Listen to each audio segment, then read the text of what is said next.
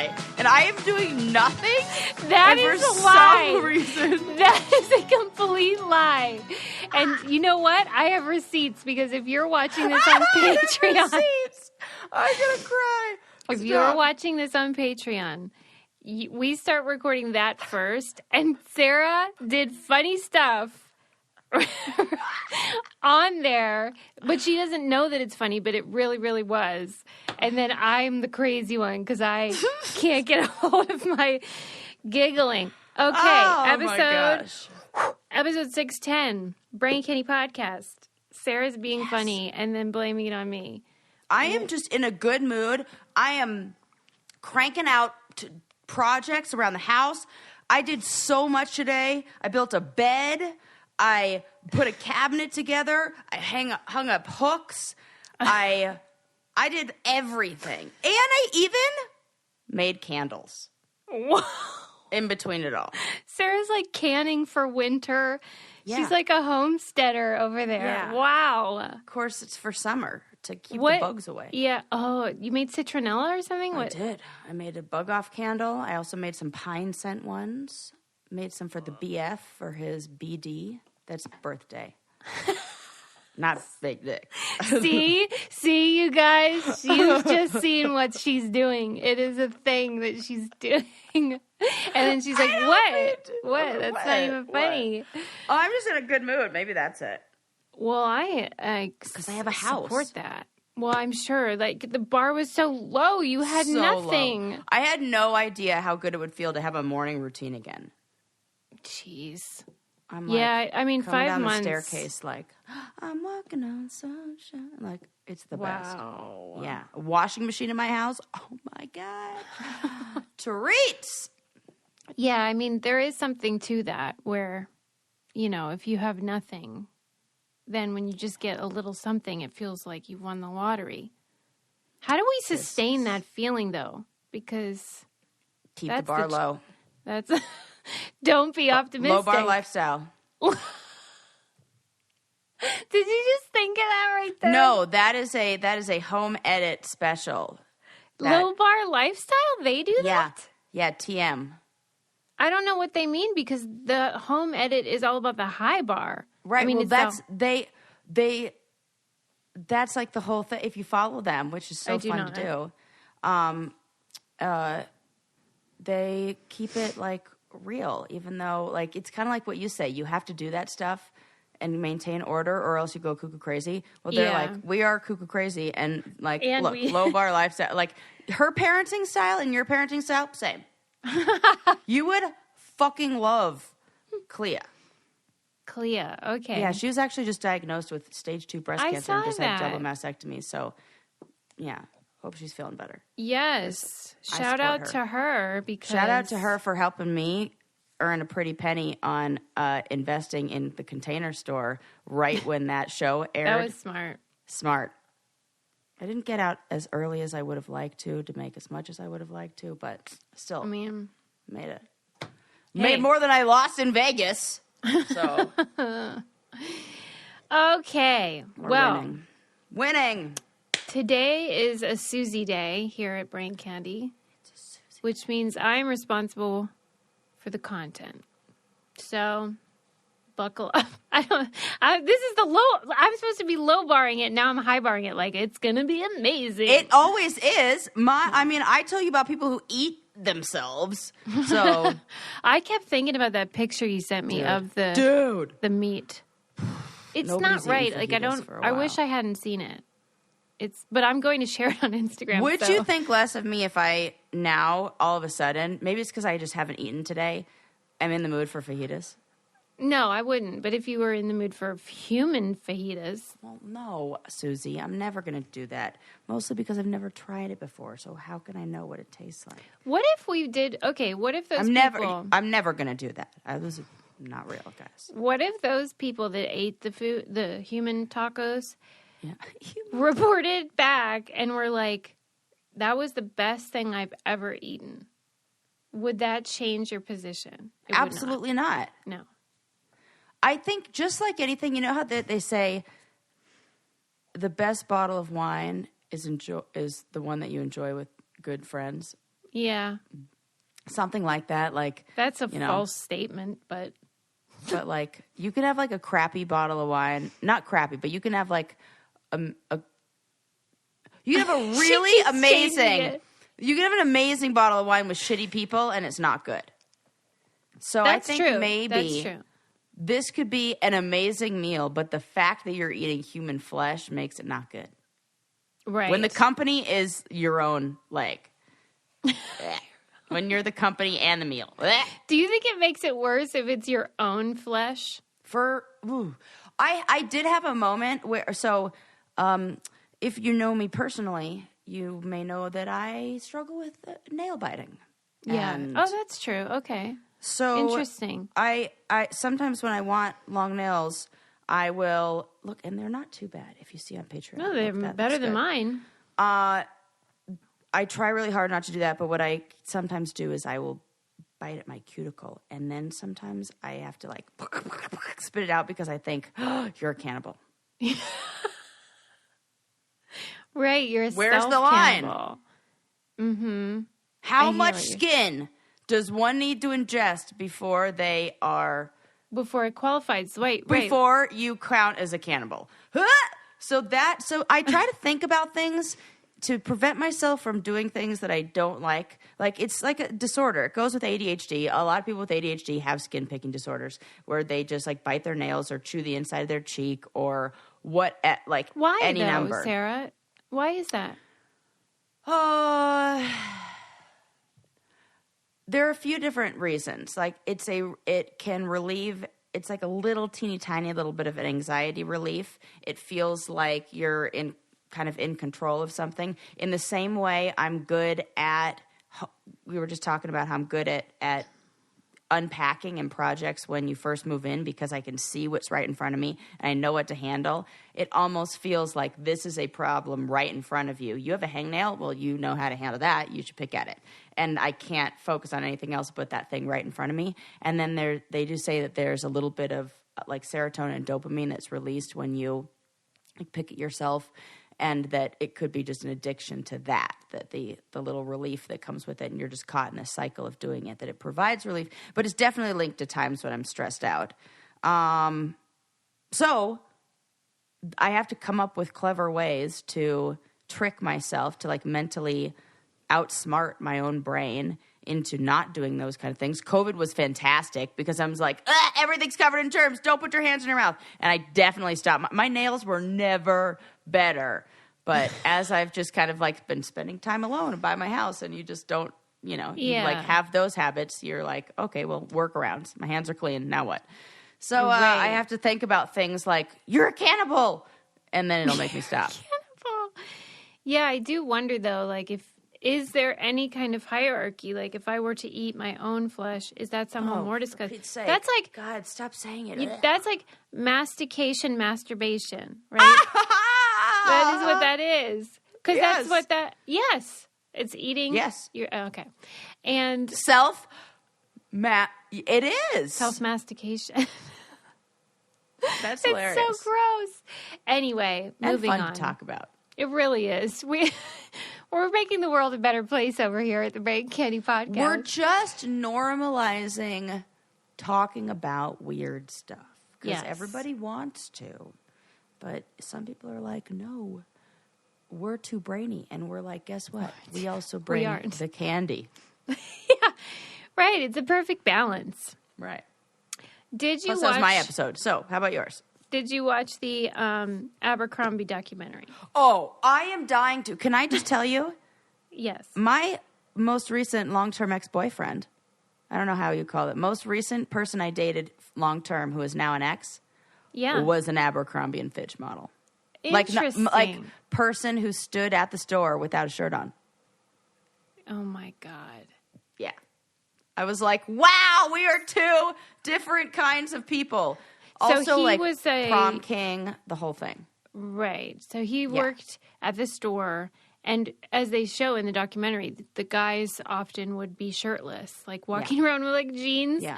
Listen, I am not complaining because you like somebody who was with him. You think he should never wear a shirt? Him to. Well, I mean,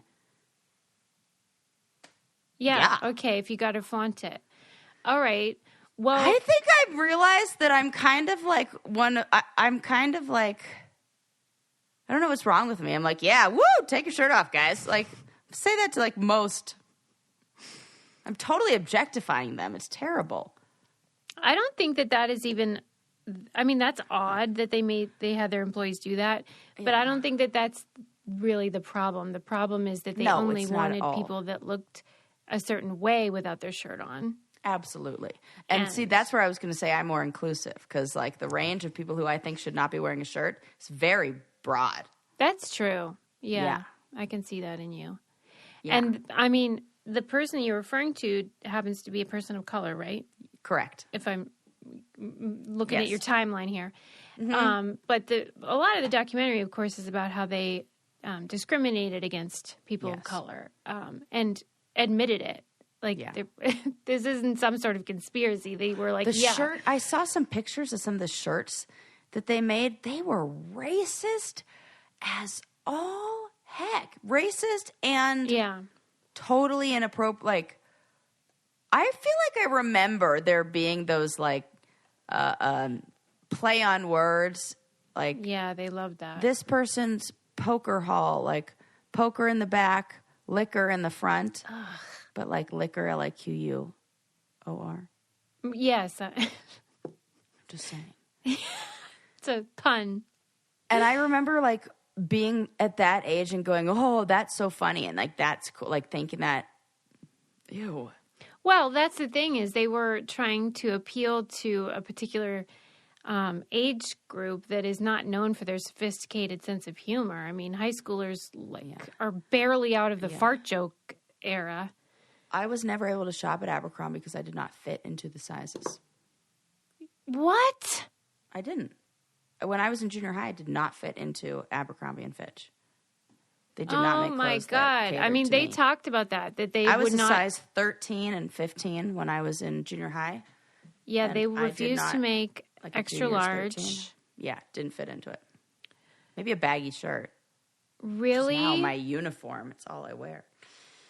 Yeah. Wow. I couldn't. God. Did you ever? So when you go, okay, you didn't go into the store. Hell no. I was the exact person they didn't want. This is a lot of that culture. Yeah. Is why I became Tuesday Sacrifice. Is why I dyed my hair black. It was like to go the opposite direction. I remember there was a group of girls at school who I was kind of like right on the outskirts of being friends with. And then like things went in I went in like, I just was, I don't know. I was me. I was too quirky. I was weird. And I get it. Like, and that is high school now, ladies. Yeah.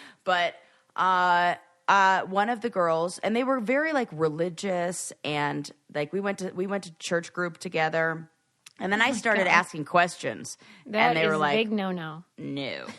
And that's when I dyed my hair black and everything. But one of the girls I hung out with, I remember her name, but I like don't want to say it. You're not doing a shout out.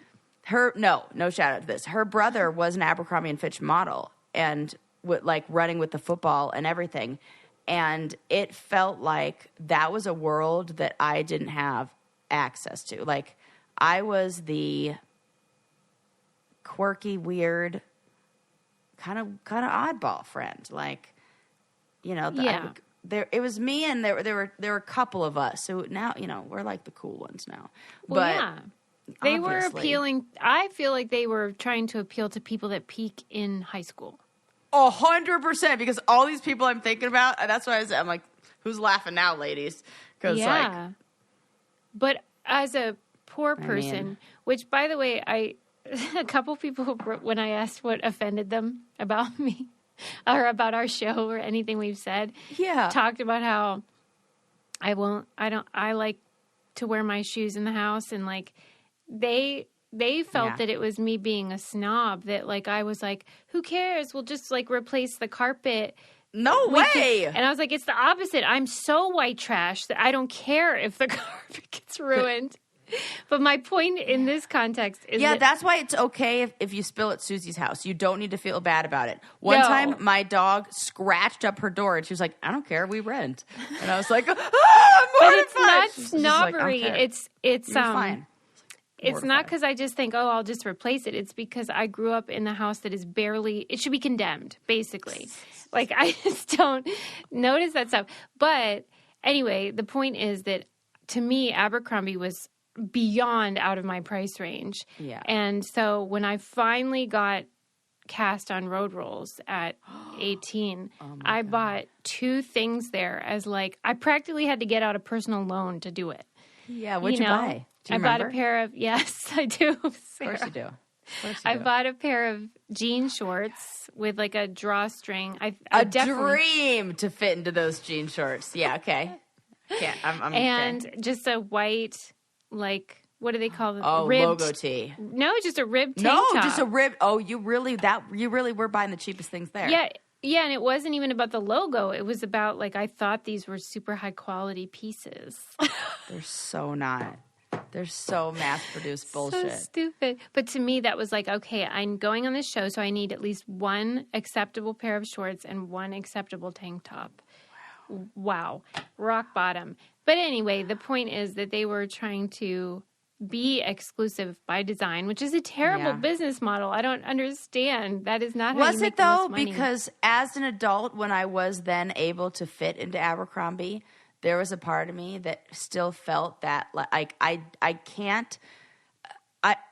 I'm aware enough of my own whatever, like what my automatic brain is doing to recognize that when I was able to fit into things at Abercrombie, because of that model that they set up, felt like I was achieving some.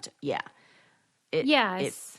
And it wasn't even for the logo, like, because I didn't buy anything with the logo. Right. But it was like you belong. A society that created value in being small, like valuing women more when they're small, and a brand that took advantage of that or was like paired with that. Right. And so you still desired that feeling like you were a part of that group. Yeah. Oh, man.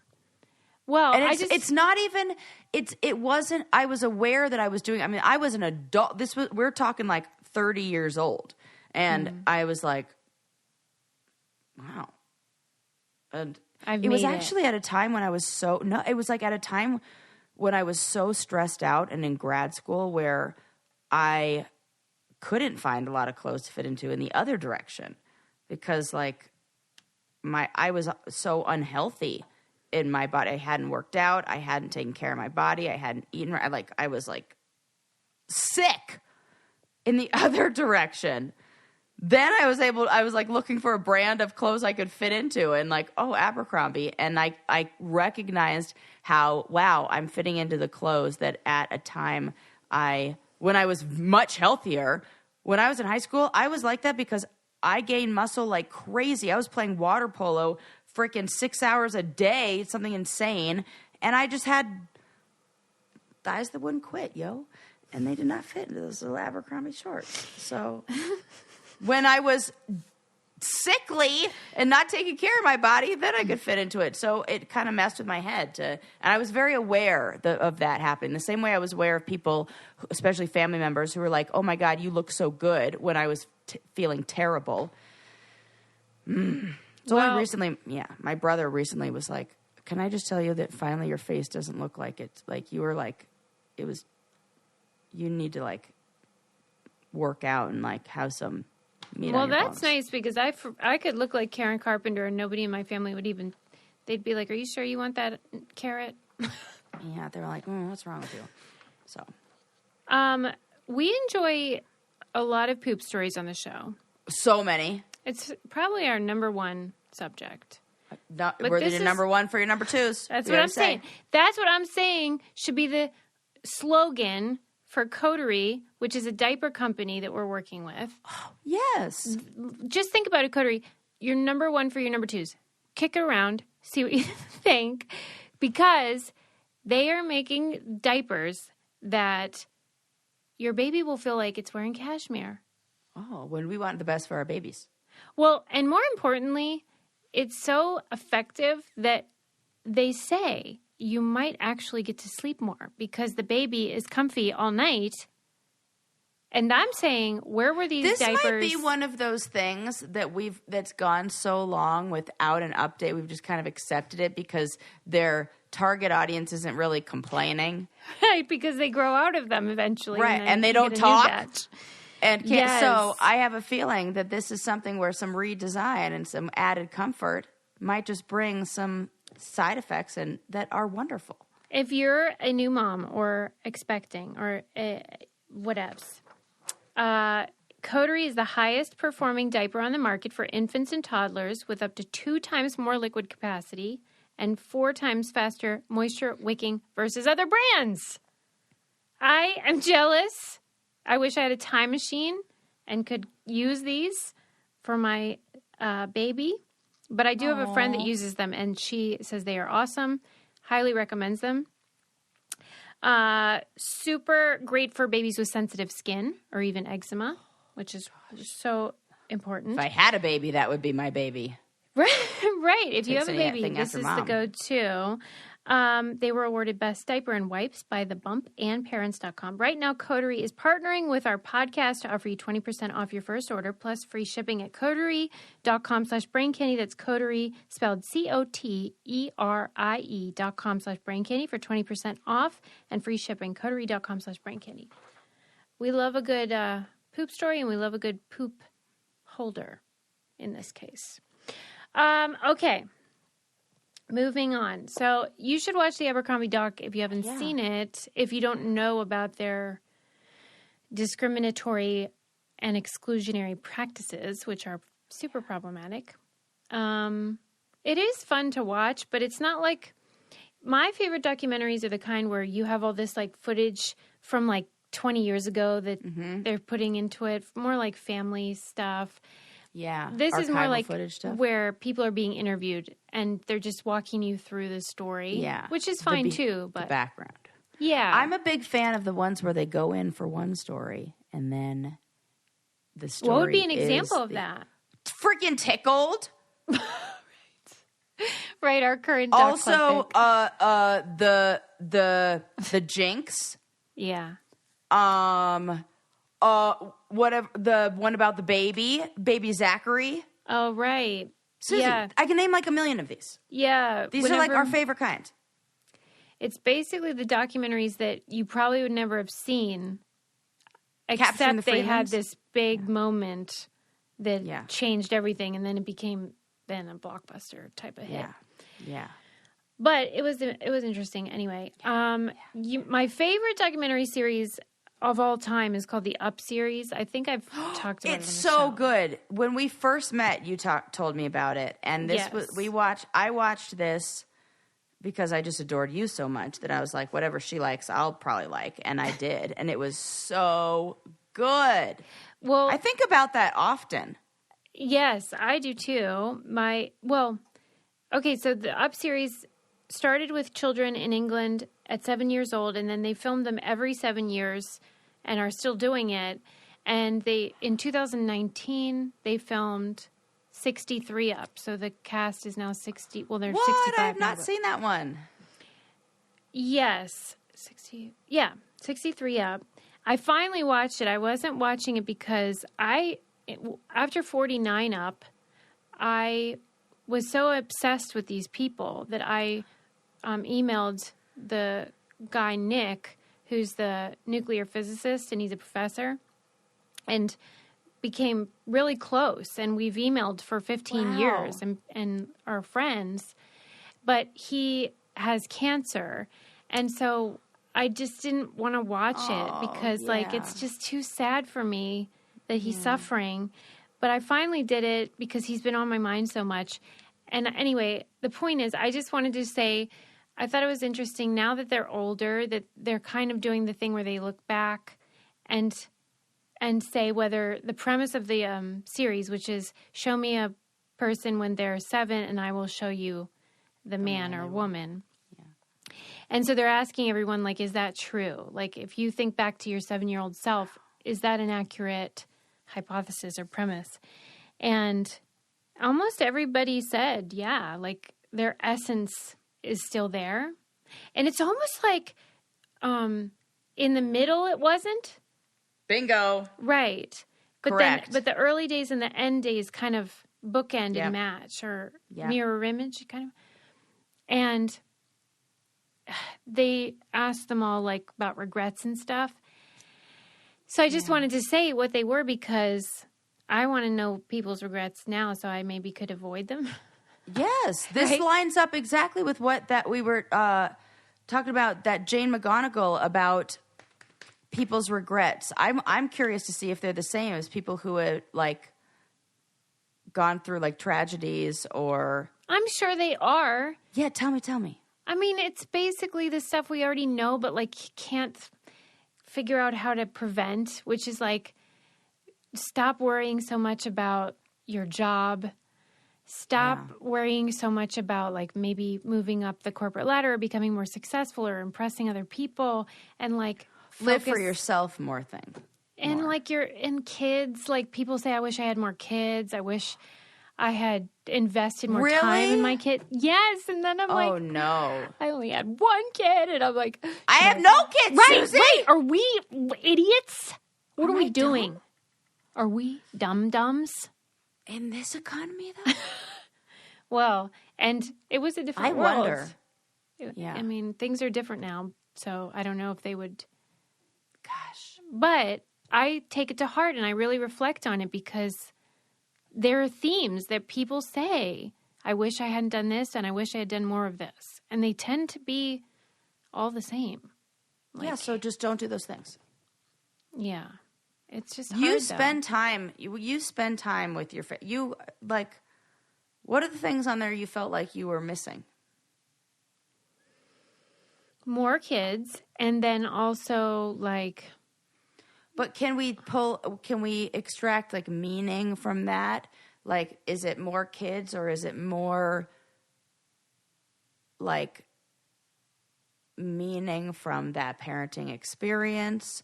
Or Yeah, some people maybe, said that. like, I wish I had spent more time with my family. yeah, so maybe you can achieve that more kids if you don't necessarily, if you can't have more kids or don't want more kids, by just kind of being more grateful for what you got. Not like you aren't. I think you were doing just fine. I don't think you're going to have a lot of these regrets. Well, that's what's funny is like I know why you're saying that because like if you look at my life, I spend more time with my family than almost anyone I know. Yeah. But You're my model, #goals for relationships and families. but So I love think coming over there because I'm like, we're not going to see other people. Just going to be our little nest. it's true. I love it. But you're the only person that can see inside your brain and what occupies your brain and what stresses you out or what the focus is. So you might be spending a lot of time with your family, but where is your brain? Are you present? Are you really appreciating it? Right. And we can all improve in that way. I mean, Always. there's plenty of stuff to Always. distract us all the time. So. Always. I tried to have a mindful moment when I was sipping my coffee this morning because I was just like, again, so happy to be, have a morning routine. I'm like, man, you really are grateful for this because you didn't have it for so long. How about you just take a breather, take 5, and really enjoy it? So I sipped the coffee and thought about what it smelled like and the perfect temperature and how I got to make it just the right way and what the sun, the whole thing. You just see, that's why I'm in a good mood today. That's how when you start out and you're being so it takes 30 seconds. I said take 5, but it was 30 seconds. It's all you really need. It's just such a, you have to do it every day. You have to remind yourself every day of this stuff. It's not like you make a choice and then it's done. It's just a daily thing. That you have This to do. is the same as physical health. This is the same as, you can't just do a lot of jumping jacks one day and then you're good for the rest of your life. Wouldn't that be nice though? Wouldn't that? But that's not it. It's kind of like breathing. You can't just take a lot of deep breaths and then you don't have to breathe anymore. No, you got to keep breathing to stay. Yeah, well, I wish that being present and appreciative and all of that were as unconscious and innate as breathing. That would be nice. Practice. Right. I know it's never going to be. Even the people who practice all the time. Okay. It never gets better or never gets easier. You just get better. That's what I say. 100 pounds is always 100 pounds. You just get better at picking it up. You get stronger. Okay. The more you pick it up. Well, just keep picking them up because if these people are any indication, I don't want to make those same mistakes. I think you're going to be good. Okay. How about how the woman, this was sent to me by a brainiac named Madeline, and really all you need is the headline, which is the woman who wrote How to Murder Your Husband is accused of murdering her husband. Madeline, thank you. I know where we should look. Right? What the heck was she That's thinking? like she's got a sign on her door that says, no murderers in here.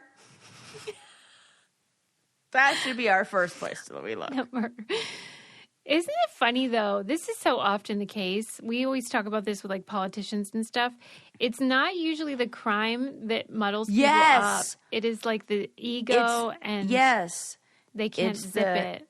What do you say? You say it's the cover-up, not the crime? Correct. Yes. That's it. And in her case... It's so true. In relationships, too. If somebody does something fucked up, it's not the like... if they immediately said, like, if they're like, right, I fucked not up. Fucked up, not like that, not bad, but if they like, I don't know, forgot to do something yesterday, I am so sorry. But if they lie about it, come up with some else, I'm more upset about that than the original thing you fucked up. I'll give you an example of that. Tell me. Pertaining to the Real World New Orleans Homecoming situation, which we're watching on Patreon. You guys have to come because I cannot wait for this. I have so many thoughts and I'm so invested in all this and I'm friends with some of the people. And so we're talking all the time. And so it's going to be wild to watch it. Anyway, on the original Real World New Orleans. No.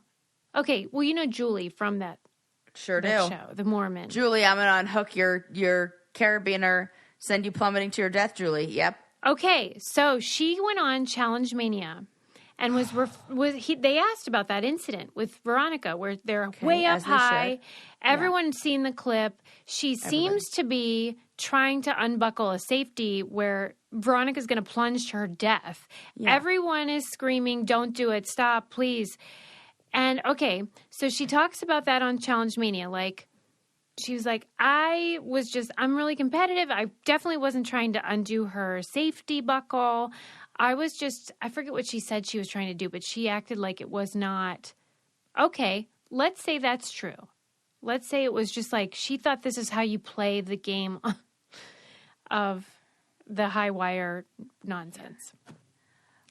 What nobody mentioned on that Challenge Mania interview, but I kept thinking about was how after they came off and they take off all their gear and they're just in the room, Julie mocked Veronica by going like, "Oh, baby," and like pretending to be a baby crybaby thing. Double down. About Veronica being like frightened and truly thinking maybe she was in peril. Yeah.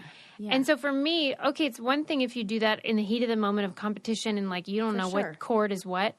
But then afterwards, if you just said like, "I am so sorry. I thought I was playing it right. I messed up." Right. We wouldn't have a problem. All would be forgiven. Yes. So. I am reminded of one of my favorite quotes from one Judge Judy, who says, "Don't piss on my leg and tell me it's raining." Yes. Like, you knew exactly what you were doing. I don't know what... my go-to quote. 20 years later, she's being like, "What? I thought I was playing..." No, you didn't. No, you didn't. Shut up. So... that must have been terrifying. The good thing is she would have never in a million years had the amount of strength that would have required to lift somebody off and free that carabiner from there because of the nature of carabiners. So if you saw the clip, right? Yeah. If you were there... Yeah. You would have thought, "Oh, she's fine. Don't worry, everyone." No, I would have definitely been panicking. Yeah. But I don't like the way carabiners are designed. You would have to kind of like, lift it up. I mean, only up about 1.5 inches. So maybe if she moved or wiggled, it would have fallen off. Yeah, it's very dangerous. There's always a safety thing. Like so I don't think she would have plummeted to her death. But I think if you didn't know how stuff was set up, then you could If you weren't believe aware of how that worked, that would have been terrifying. Yeah. Okay. Well, the point being that, the fact that she goes there, it's like it's the dirty like play that's like sneaky that. right. You know. And then to be like, what? Oh my God. I don't like any of that. I don't like that. Yeah. So if I ever interview her, I'm going to have to be like, Julie, we got to talk about that. Oh my God. She would never. I know. Okay. Moving on. There's really nothing more to Maybe that she would. I don't know. woman murdering her husband's story. I just wanted to say the headline because it's so funny. Yeah. Okay. But like also how? She went to his work. He's a chef and he's had to be there first in the kitchen to prep. And she just went in and shot. Well, someone went in. Wow. Someone went in and shot him. Yeah. And I don't think it was her. You don't? Well, I mean, I think it was her. Except that they but have her like, on video camera driving there. Oh, okay. Like she did it. Because usually women, like shooting is very not typical. You said he was a chef. I thought we were definitely going with poisoning. But I just wasn't expecting that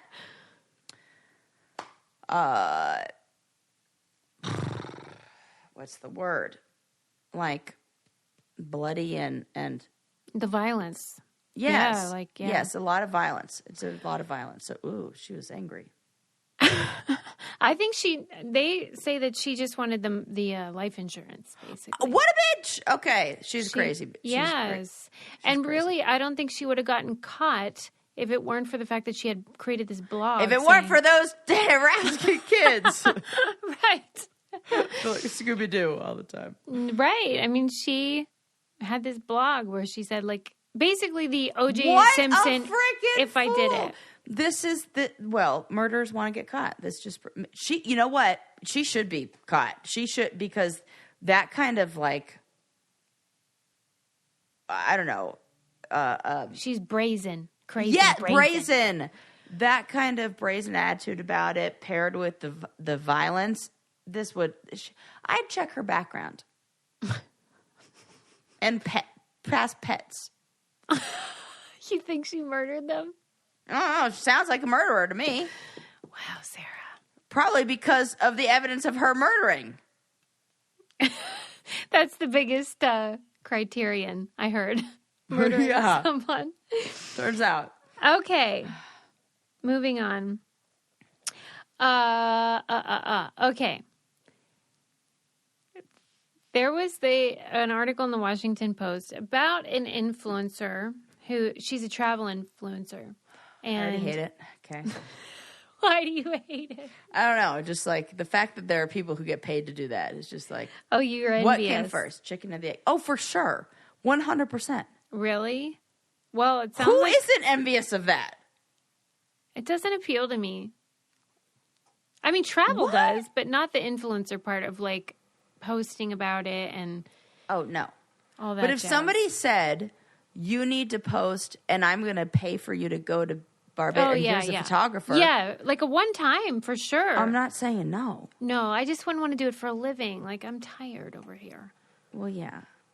Well, okay. She had decided she was going to travel the world, go to all the countries, got, sponsorships and all that. No, I'm dead serious. I can't believe that they're like, we have the problems we have and we're fucking in this just world and we're funding, Krista to go on her like journey around the fucking world. Apologies to all Kristas. I don't know where that name came from. Yeah, so she did this. It's probably not her name. Her name's like... I don't know her name and I wouldn't say it if I did. Madison. I don't want to give her she seems like a Madison. Okay. Well, so she got sponsored. She did it. She went all over the world, BBB. Then she starts claiming that she is the first woman to travel to every country in the world. Stop it yes. right now. Who's going to punch her? Where are we lining up to punch her in the face? Exactly. So then the women that have done this do not at me for punching people in the face. That was very virtual punches. In jest, is that the word? Sure, yeah. Yeah, that's a joke. So the women that have actually traveled to every country in the world start like messaging her and being like, hey, just so you know, like I already did this and here it's documented and here's like for real documentation from the societies of like whatever travel coalition. Yeah. And instead of being like, oh, oops a daisy, she just blocked everybody. No. And kept saying, and she's still saying it right now. Yes. No, she isn't. And it's not okay to like stand on the shoulders of all these women and then. This is awful. Yes. She's gross. Well, you know what? Her time, this is going to be very, people like this don't last a long time. You know. They're sad.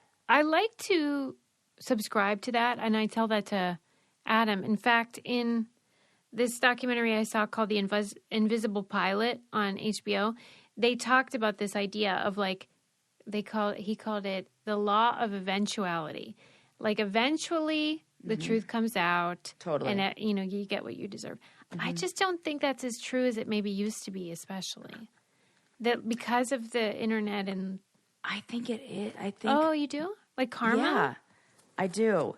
Why? And I think we're especially going to see that when people are aging out of it. I think we have not yet seen them reap the karmic. I don't think so. Well, like I keep waiting for like Johnny. Yeah. I mean, for instance. That's a great example. And then like, some people fail up, like Trump.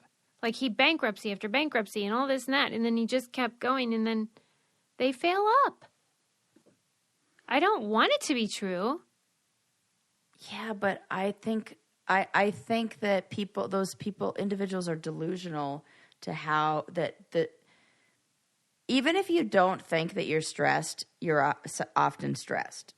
That you can be blind to a lot of the things that you are experiencing in the way that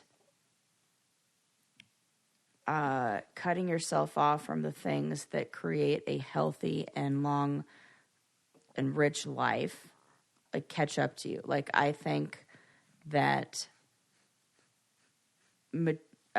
superficial friendships, and I'm not saying all these people have superficial friendships, but for example, superficial friendships do not.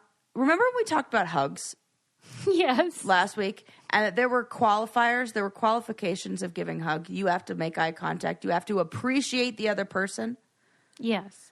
I think that friendships and the because we talked about this on the show, that the things that contribute to a long and healthy life are like the qualities of friendships you have, the family, the connection that you have. So your meaning. Yes. Your argument is that the things we talked about regarding 63 up, those things that like really provide a rich life. Yes. Where you have people that love you. Yes. And care about you and all that jazz. Yes. That they won't have that. Even if they are financially successful and that a lot of times those people believe. I remember when I was married and in a relationship with somebody who had access to this world of very wealthy people. Mm-hmm. Like I went to Italy on some guy's yacht. Like it was insane. And I think about some of the people that I met and the health problems that they have, the interactions they've had. They would say that they have close friendships, but the people who are their quote unquote close friends, it's like a fair weather thing. Yeah, they might be on their payroll. They are not making eye contact before they give the hug. I'm it's not one saying. Way.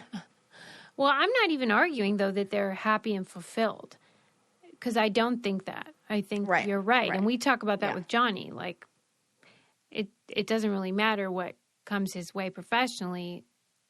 It doesn't guarantee that he's happy personally. Right. Okay. And this is not us saying what kind of life he has. This is I said not necessarily. It does not. Right. Because I have a feeling people are going to. No, I'm saying it doesn't twist that into like. I said it doesn't guarantee it. It doesn't guarantee a rich personal life. Right. For anybody. Okay, I can give you that point, but I don't want them to succeed professionally either. I don't want these people to fail up. I don't want this influencer to keep getting deals when she's lied about her accomplishments to do so. Right. It's just unjust, and I don't like that. I totally agree. It is not fair that the people who get. This is where we have to look at how do you measure success, and how do you because at the end of at that end of life, 63 up thing, not a lot of people say, I wish I had more money. I wish nobody said that. So fucking let them let them fail up. Okay. Let them have the superficial stuff. Oh, okay. Rest your head on your millions, pillowcases stuffed with millions. Go fucking head. But I'm telling you, it's not nearly as good as resting your head on a pillow next to your little boy that you love cuddling up with. But and, I always say, that happy relationship. I agree with you. I want both. Right. I want justice. But you don't get that. That's not how life works. You can have both. And it's going to be more meaningful. And we can't even do the comparison because it doesn't,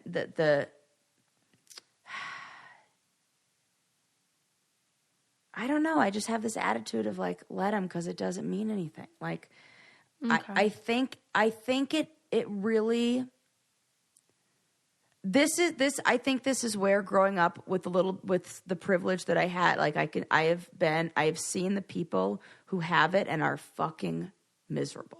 Yeah. And so I'm like, go ahead. After that basic, like after your basic needs are met, after you have like enough to be able to do the things that you want to do, like we can't look at another person's,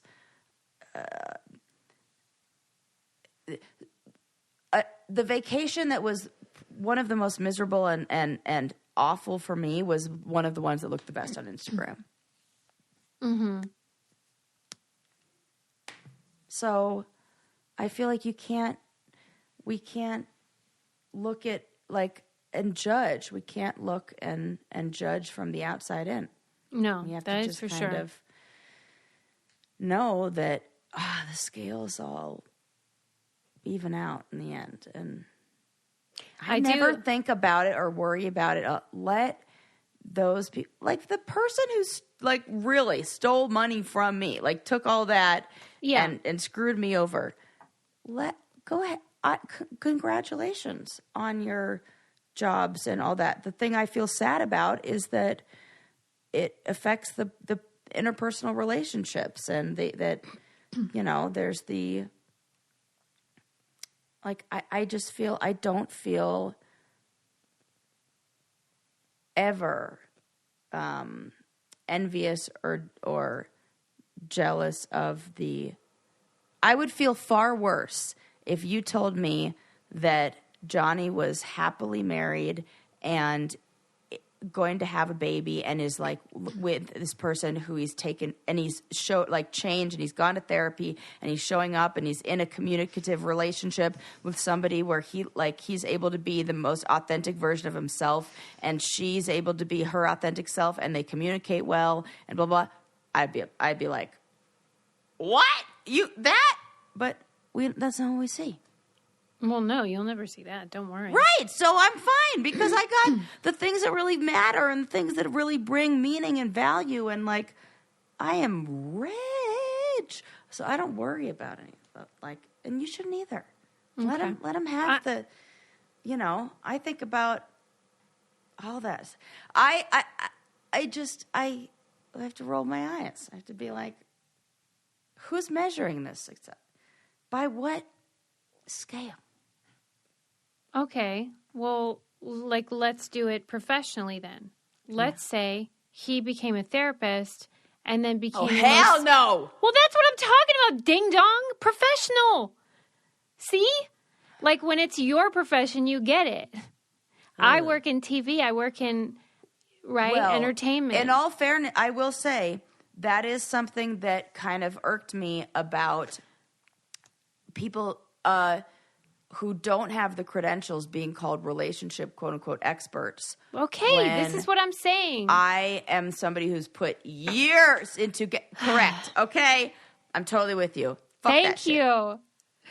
It'd be like if you, let's say you were a stand-up comic and you had toiled away for 20 years and then Dane Cook comes in with his dumb dick jokes or whatever and cuts in line. It makes you mad. I totally get that. Yeah. And I did feel that. Yep. But then you go back to what that person said about eventually. Yes. You get found out. That's what I'm saying, though. You do. It's a constant thing where you have to remind yourself all the time. Oh, full circle here. I'm glad. I know. I came around. I totally see. As soon as you put it in that context of like, I get it now, because that is something where I'm like, wait. It's just like only one person here has the actual credentials to do this. Yes. And nobody's talking to them. Like, that is crazy, crazy, crazy to me that people will take the word of people who have absolutely no real whatever. The same. There are so many times where I'm like, why didn't they go to Susie for that quote? Yeah, why did they get a quote of somebody who has no idea what they're talking about? Well, and that's all fine if the person they went to you see as like your peer and someone who deserves it. Correct. But when it's some doofus, you're like, really? I get it. Oh, really, God. universe? Yeah, I'm like, really?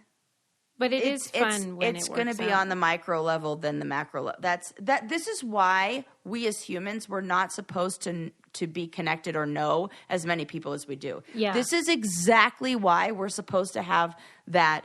I can't remember the name of the woman who created this, but she said you're supposed to have 5 really, really, really close friends, like people who you'd like. This is like your go-to-bat people. I think it's like 10 or 15 like acquaintances, like people who are like close friends, but maybe they come over to your house for a birthday. 50 people that you know by name. After that, strangers. Nobody else. Strangers. Everybody else is just like question mark. I see them like you're not supposed, because we can't handle that much. Yeah, we know too many exposure. Too many. Too many. There are too many people. Too many people. I've talked for way too long about nothing. I'm glad we got there, though. That really felt good. Yeah. Would you like to hear about the invention of jaywalking or the how to be hot subreddit? I'm going to go invention of jaywalking just because of the personal experiences I have had almost getting tickets for jaywalking. Oh, okay. Great.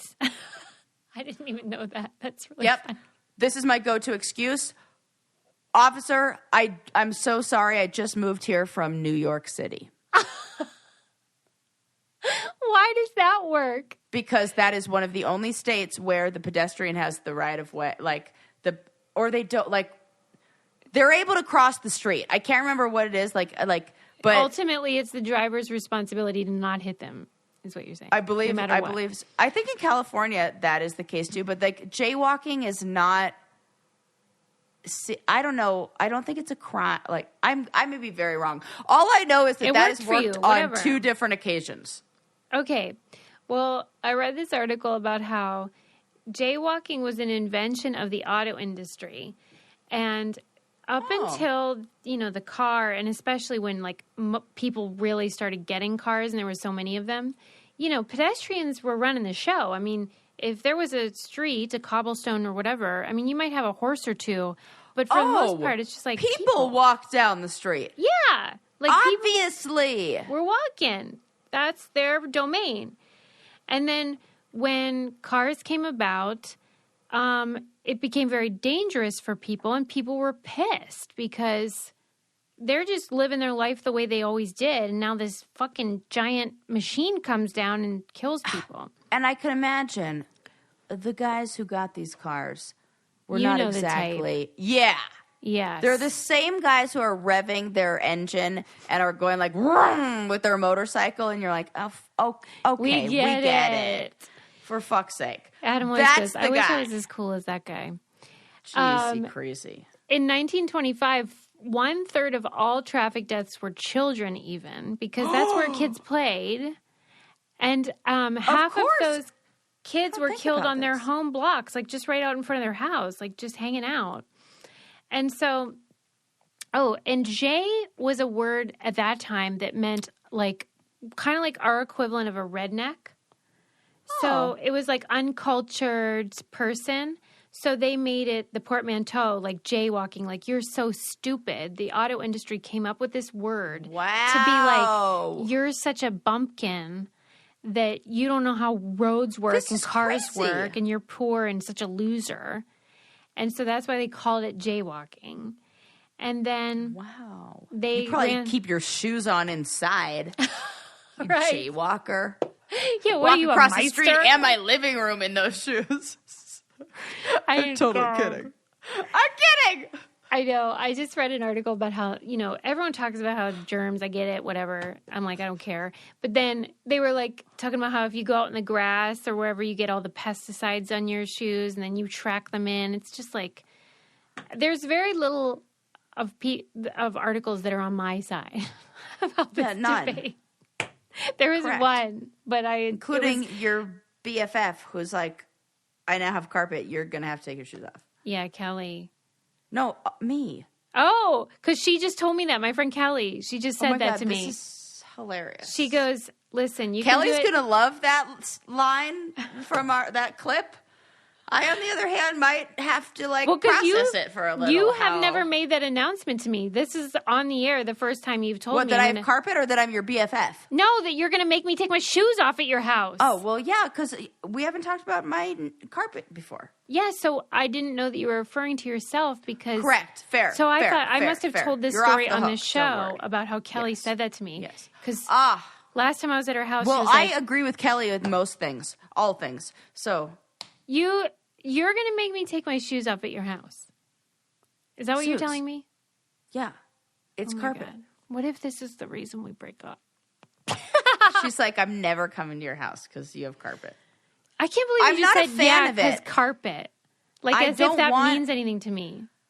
Because, here's the thing. I'm so mad. In California, I wouldn't have given 2 fucks. Yeah, what's happened to you? You've changed. Weather. I have changed.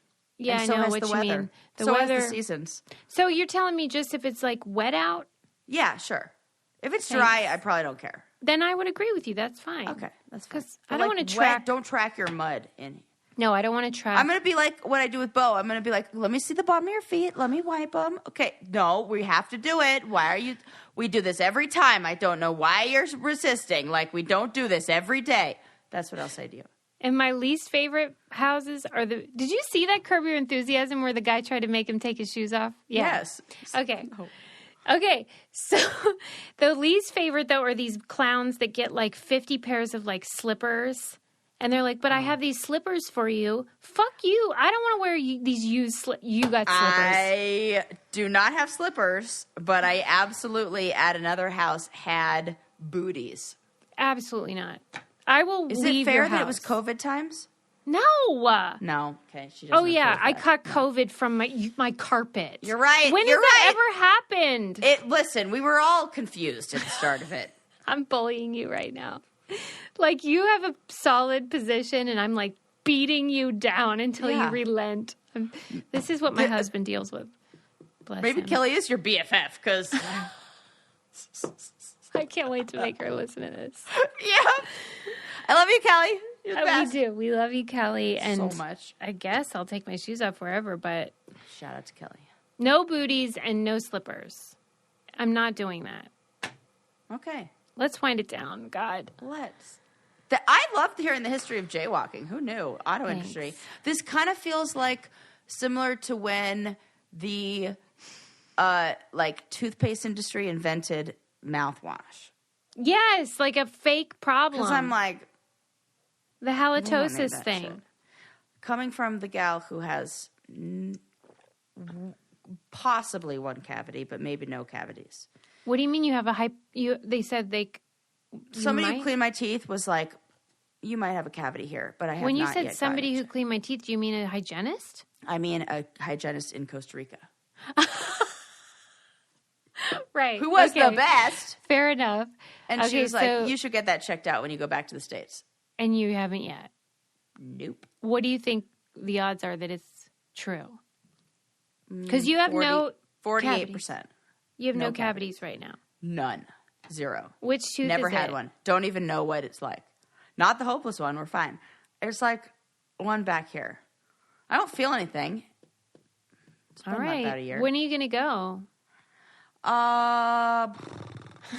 She's like, I'm booked solid. As soon as I get health insurance transferred to this state, Good grief. I reached out. I made that phone call, typed in health insurance.